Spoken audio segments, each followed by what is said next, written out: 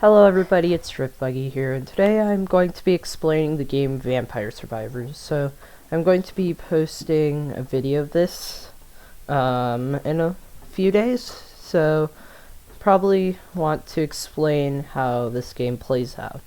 So, a summary of the game is basically your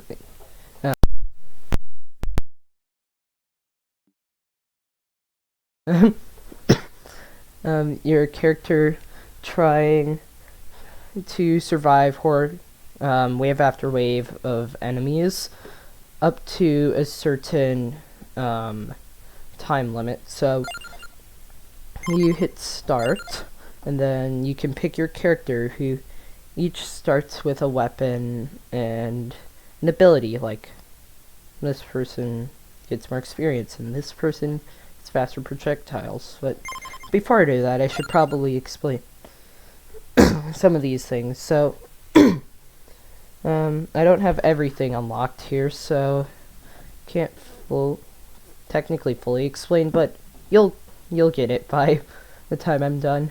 So, from this point to this point, these are all weapons. So they're what you use to kill monsters. So, like, for example, there's the whip.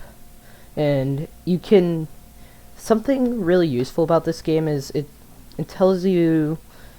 it gives you a pretty good idea of what items do. Like, whip attacks horizontally and passes through enemies, which is pretty much what it does. And then there is garlic, and it damages nearby enemy and reduces resistance to knockback and freeze. Well, also pretty self-explanatory. There are two types of weapons. There are regular weapons and evolved weapons. So you'll see here, the whip's a normal weapon, it does normal things. And right here, the bloody tear, that I hope I'm pronouncing that right, and it isn't tear. English is weird. You can say here it says it's the evolved whip. It can deal critical damage and absorb HP, which is just lifesteal. And it also says it requires Hollow Heart. So, to turn a regular weapon into its evolved form, you have to fully upgrade the regular weapon and get the requirement item, which brings us into our next area. The items, which are from here to here. Items basically are on a whole different row. They're a whole different category from weapons. They don't attack themselves, but they give buffs to your attacks. So Spanish raises inflicted damage by 10%, and Hollow Heart, which is needed to get the bloody tear, it increases your health by 20%. And that's also pretty self-explanatory. You can upgrade these usually 5 times, except for Duplicator and Tirgasu, which are too good to be upgraded that many times, and they have 2 upgrades. Next we have collectibles. So we have experience, which when you're actually playing the game, there's an experience bar up here, and every time you get experience from killing monsters, and when you level up from experience, you get to choose an upgrade, or if you haven't gotten all the upgrades you can pick out a new weapon or item. Then there's coins, which you can pick up randomly on the level from breaking little braziers. I don't know how to pronounce it. It's like those Greek fire pot things that they use to sacrifice stuff to their gods. You can break those open, and sometimes coins will drop out, which you can use to get power-ups, which give you minor upgrades. So it gives you sort of like a roguelike feeling to it because not every run is going to be the same, because you get little upgrades that make it easier and easier. Then the Rosary.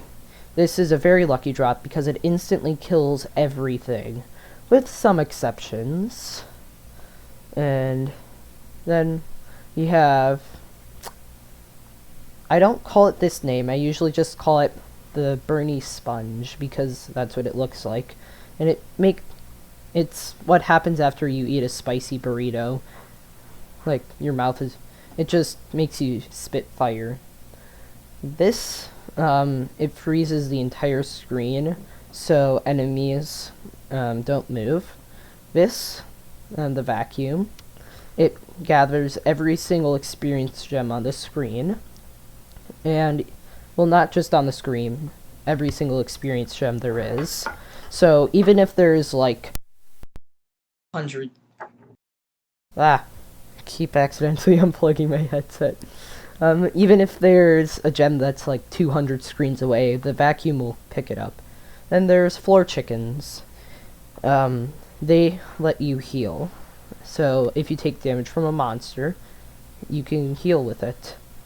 And then, oh, this is for a special level that I can explain that if I go to that. Little Clover, it improves your luck a little bit. And Treasure Chest. When you kill like a wave boss, basically, you get a treasure chest. It can either give you 1, 3, or 5 upgrades. And also, this is what transfers a regular weapon to an evolved weapon. So if you have the correct item and all the upgrades for an item, next chest you will get will give you the evolved weapon. After that, it's just some special things that do stuff like here, there. It's like a special upgrade card you get sometime during the run, and if you want to pause and read that, you can do that. They just give you upgrades. These are really good upgrades that you can base your build around, and this just gives you a mini-map. This allows for a game mode, and this unlocks these. Okay, well, covered all that. Now to go to power-ups. Like I said, there are little upgrades that do stuff, and they each upgrade a stat in your, they each upgrade one of these stats. So, every single one of these stats can be upgraded by one of the power-ups. And power-ups are gotten by gold, which you get during runs. So, for the sake of example, I'm going to get Duplicator. This is probably one of the most powerful upgrades, which is why it's one of the most expensive. Revival I don't find necessary if you don't die all that much. And some of them just are so small it might not be worth it. Like, that's 3,000 coins just for a 5% speed upgrade. Like, it's useful sometimes, but not always. I'm just gonna get random stuff. Yay, I'm lucky now. Also, there is, like, an optimized picking order for which upgrades you choose, so you don't have to pay as much gold for getting the same upgrades. But because this is an example, I don't really care all that much. Next, we have your characters, which you unlock by completing special achievements, and if you haven't already, once you unlock them, you have to buy them with gold. So, let's say I just got Ramba. I would have to, I would unlock the character, which gives me the ability to buy them. Some of them you don't have to buy. Well, actually, no, you have to buy them all. So again, for the sake of example, I'm going with my favorite character. Pugnala is one of my favorites because they just have overall good stats to begin with. And also, their starting weapons are really good. they don't just start with this single weapon, they also start with the blue pistol. And as you can see here, it scales totally for the entire it scales entirely for the entire run, so you're constantly getting more damage. So that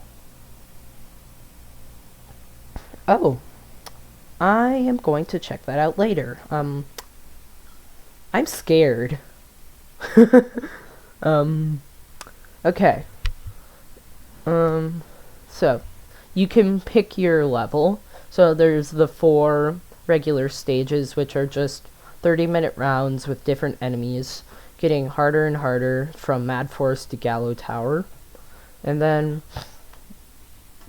there's the special stages, like whatever this is. I'm just not going to talk about that because I have no idea what that is. We have Ilmolis. You basically just farm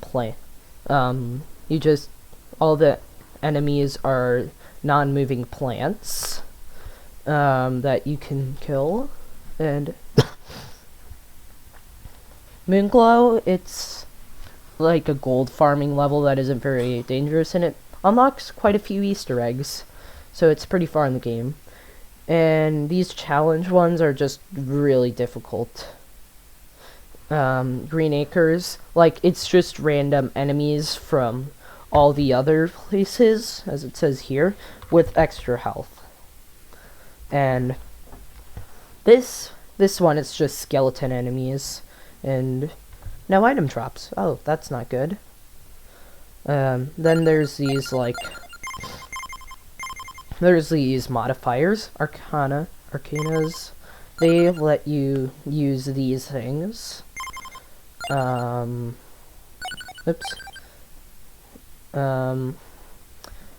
mode, it turns up your speed and the enemy speed, and along with giving you extra gold drops, and it also appears to give a luck bonus. Really though, this confuses me. Ilmolis, it also gives enemies extra health. Here. Yeah. Hyper just makes enemies move faster and are harder to kill, but it gives you a better reward. Hurry mode, it just makes the clock move twice as fast. So instead of 30 minutes of the clock ticking, it still goes up to 30, I believe, but the clock ticks twice as fast. And let me just hop into one of these, and I'll turn on Arcanas to show you how they work. I'm a little congested right now. Ooh, might have to turn this down a little bit. Okay. Arcanas. The randomazo. It lets you pick an Arcana. I only have this one unlocked because all the other ones I have to get really high levels on other characters, and I just haven't really done that. So this one gives me double healing, and healing does damage. So, let's turn this down.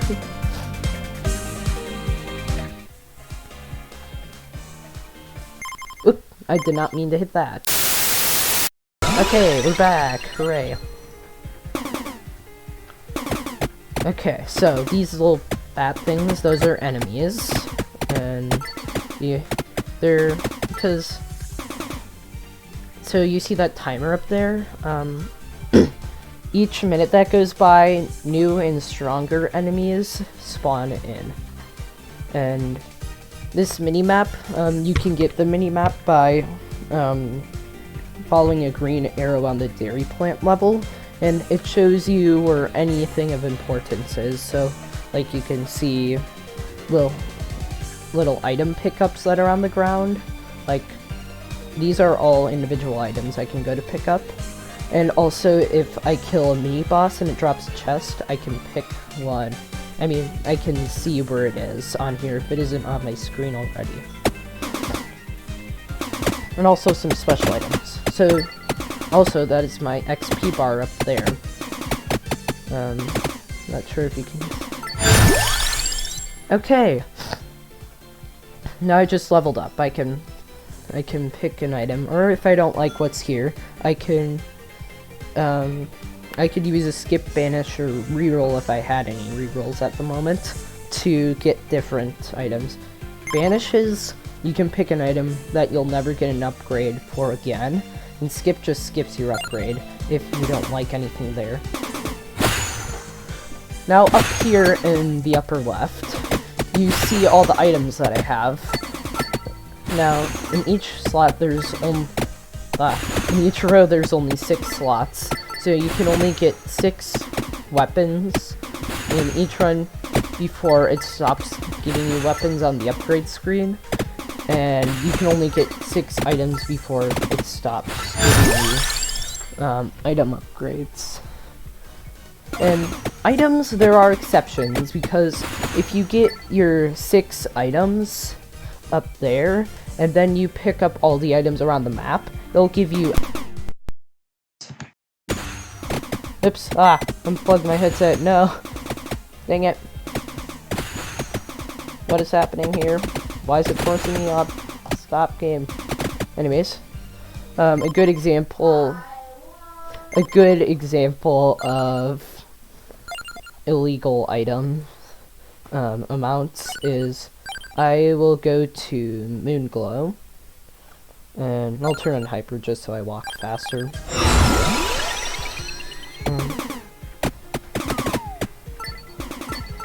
So, look at how many items are just on the ground here. Oh no. Anyways, I can just pick up these items, and it gives me it up in the upper left.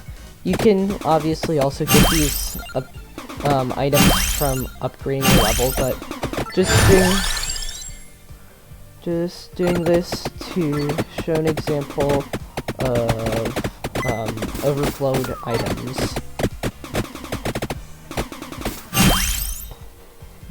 That one. Okay, you see how in the upper left it says that I have 6 out of 6 items?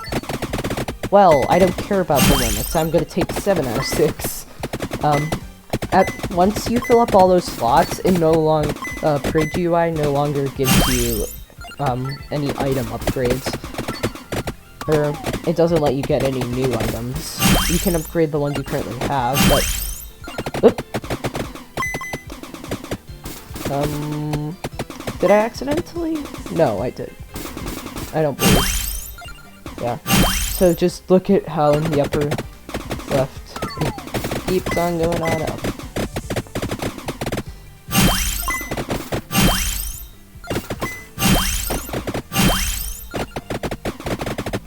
So anyways, I think this has been a pretty good example of how this game works. I'm probably going to be playing it on stream sometime soon. Definitely uploading a recording of this. And catch you guys next time. Don't forget to like and subscribe. And I have some links to a community Discord, a Twitch, and a subreddit that I made in the description. Bye!